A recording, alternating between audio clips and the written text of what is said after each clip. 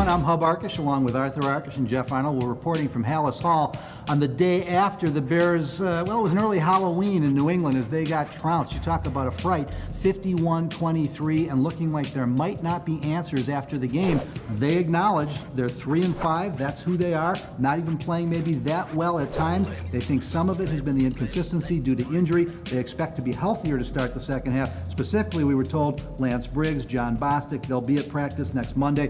They think that that's where the improvement will start. Yeah, and it has to. I mean, Phil Emery didn't really mince words about his young linebackers, acknowledged they played well in Atlanta, and said that sometimes when first-year guys go out there, not necessarily first-year guys, but guys that opponents don't have a lot of tape on, go out there, they kind of play over their heads. The opponents don't know what to game plan for. They came down to earth in a big way against Miami and even more so against New England. So getting back Briggs and Bostic, Emery said it looks like Briggs is moving around well. Just getting that experience, getting those guys who aren't going to bite on play action and leave the middle of the field wide open should certainly be an upgrade for this defense. Phil Emery was asked specifically about his safeties, about Chris Conte, about Ryan Mundy. They went out and signed Mundy, Danny McCray, MD Jennings didn't even make the team.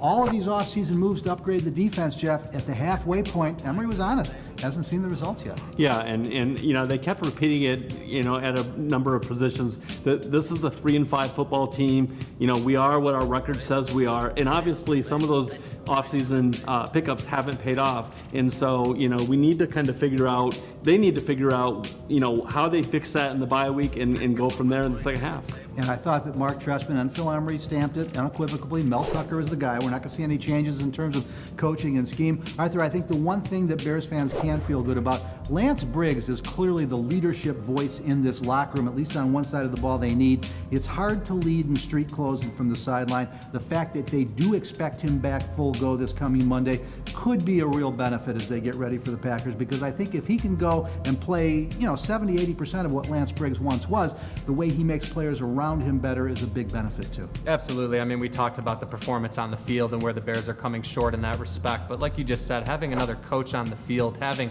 the inspiration of a guy who's had so much success in this league, surrounded by youngsters who have, many of whom have yet to taste that success, I think would be a huge benefit. And John Bostic had showed some good things well, so the sooner they can get him back out there, the better. That's going to do it for a few days as the Bears take the week off, but you're at the right place for the best coverage of the Bears 24 hours a day, 7 days a week, 365 days a year. Stay right here at chicagofootball.com.